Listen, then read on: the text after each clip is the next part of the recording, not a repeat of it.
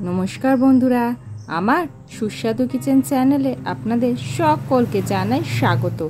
আজকে আমার মা মুড়ি গুঁড়ো করে সেটা দিয়ে মিষ্টি এবং ঝাল একটা নাড়ু বানিয়ে দেখাবে। তার জন্য প্রথমে মুড়িটা গুঁড়ো করে তাতে 1 টিস্পুন মরিচের গুঁড়ো দিয়ে দেওয়া হলো আর 1 চিমটি এলাচের গুঁড়ো দিয়ে দেওয়া হলো। দিয়ে এই শুকনো উপকরণগুলোকে ভালো করে আগে মিশিয়ে নিতে হবে। এই সমস্ত শুকনো উপকরণগুলো ভালো করে মিশিয়ে এটাকে একটা সাইডে রেখে দেওয়া হলো। এবার কড়াইতে কিছুটা পরিমাণ চিনি আর কিছুটা পরিমাণ গুড় নিয়ে নেওয়া হয়েছে। এর ভিতরে কিন্তু কোনো প্রকার জল অ্যাড করা হয়নি। এইবার এটাকে একদম লো ফ্লেমে আস্তে আস্তে ফুটিয়ে নিতে হবে। ফ্লেম কিন্তু হাই করা যাবে না, তাহলে কিন্তু গুড়টা পুড়ে যেতে পারে। লো ফ্লেমে এটাকে আস্তে আস্তে ভালো করে ফুটিয়ে ঘন করে নিতে হবে, যতক্ষণ না এটা একদম সুতোর মতো হয়। এটা 4 থেকে 5 মিনিট ফোটানোর পর একটুখানি নামিয়ে দেখুন। এই দেখুন, এটা এবার খুন্তিটা তোলার পর দেখুন একদম সুতোর মতো হচ্ছে, তার মানে গুড়টা কিন্তু রেডি হয়ে এসেছে। এইবার গ্যাসের ফ্লেম অফ করে দিতে হবে। এটাকে গ্যাসের ফ্লেম অফ করে একটুখানি রাখতেই দেখবেন এই ফেনাটা আস্তে আস্তে বন্ধ হয়ে যাচ্ছে। ঠিক এই রকম হয়ে এসেছে।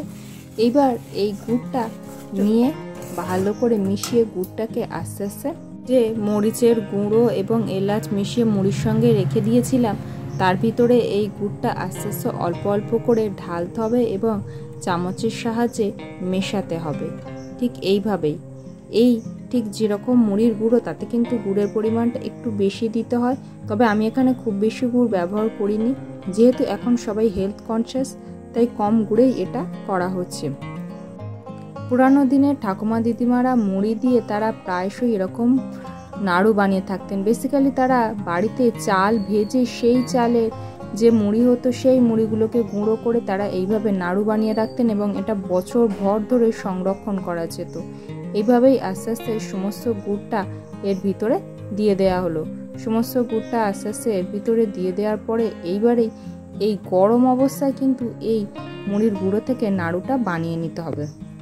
গুড়ের ভিতরে যে টানটা সেটা কিন্তু ঠিক গরম অবস্থাতেই থাকবে, ঠান্ডা হয়ে গেলে কিন্তু এই টানটা আর থাকবে না। এবং এক হাত দিয়ে প্রেস করে করেই কিন্তু এটাকে নাড়ু বানাতে হবে।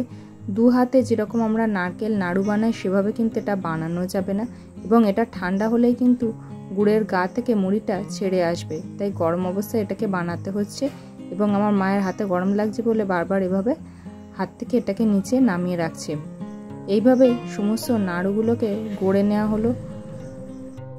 মুড়ির গুঁড়ো দিয়ে এই নাড়ু বাড়িতে যে কোনো পুজো পার্বণ এবং অনুষ্ঠানেও যদি আপনারা এটা বানিয়ে থাকেন, এটা কিন্তু দুর্দান্ত হয় এবং এতে যেরকম মিষ্টি থাকে তেমনি মরিচের গুঁড়ো দেওয়ার ফলে কিন্তু এটা বেশ ঝালঝালও হয়।